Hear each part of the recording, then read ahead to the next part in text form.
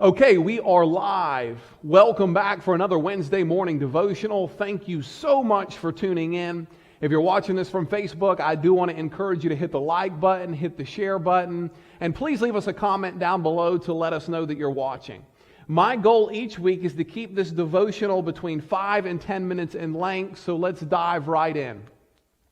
Over the last couple of years, God has been revealing to me how impatient I am. Regardless of what I'm doing, good or bad, I am guilty of constantly focusing on what is next. I can be doing something I hate doing, like cleaning the house. And of course, I'm focused on what is next. But I can also be doing something that I love doing, like spending time with my wife and kids. And I'm still guilty of catching myself focusing on what is next. You know, things that I need to get done and deadlines that I need to meet. And maybe I'm the only one, but I find that extremely hard to believe. I think many of us struggle with living in the moment. And I'm afraid we might be wishing our lives away. I'm afraid we might be so focused on what is next that we're missing out on what is right now. Let's face it, we live in a fast-paced world and we are impatient people. We want it here, we want it now, and we want it fast. That's why we love drive-thrus. That's why we love pressure cookers. That's why we love microwaves. That's why we love cell phones for instant communication. We are constantly looking for ways to do things faster and more efficiently. And there's nothing wrong with that in and of itself, but here is the problem.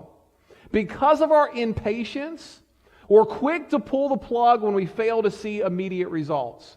For instance, a lot of people start going to the gym. Very few people continue going to the gym.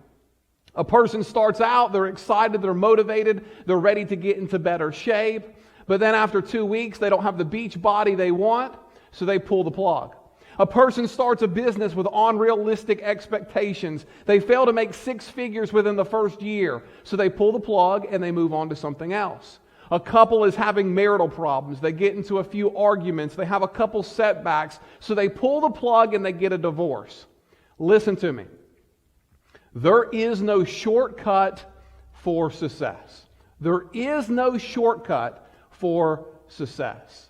If you want a growing business, if you want a thriving marriage, if you want to be in the best physical shape possible, it is going to be a grind. It is going to require and demand devotion and consistency. So many people sell themselves short because they quit before they even get started. Here's the bottom line. Shortcuts cut God short. One more time for the people in the back. Shortcuts cut God short. I'm reminded of a story in the book of Exodus. Moses went up to the top of Mount Sinai to meet God and to receive the 10 Commandments. And while he was away, he left Aaron in charge. Well, Moses took a lot longer than the people were expecting. And they got sick and tired of waiting. They became impatient. God wasn't doing something visible, so they assumed he wasn't there, and they took matters into their own hands. They gathered up as much gold as they possibly could, and they made themselves a golden calf. So just to be clear, they turned from a living God to worship a golden calf.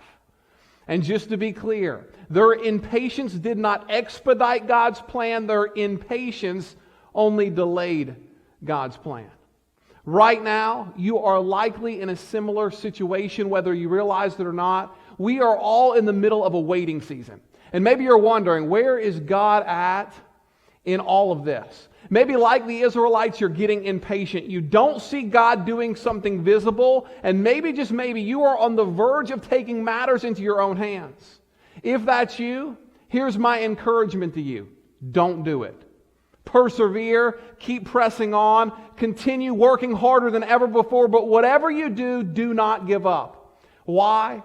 Because the Bible says this in Galatians chapter 6, verse 9.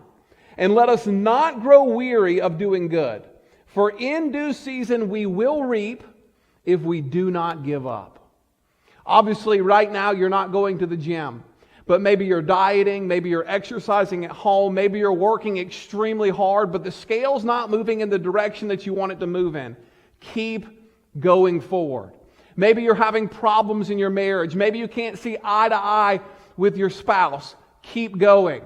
Maybe you're a small business owner and you've been forced to shut down temporarily. Maybe you're stressed and overwhelmed. Maybe you're not sure how you're going to get through this season. Keep going. Maybe you've been diagnosed with a serious illness. Maybe you've lost your job. Maybe you've lost a loved one. Maybe you feel hopeless. Regardless of what you're going through, my encouragement to you remains the same. Keep going. Keep pressing on. Keep trusting God. In due season you will reap if you do not give up. Remember, shortcuts cut God short. That's all I have for you. Stay safe and have a great week.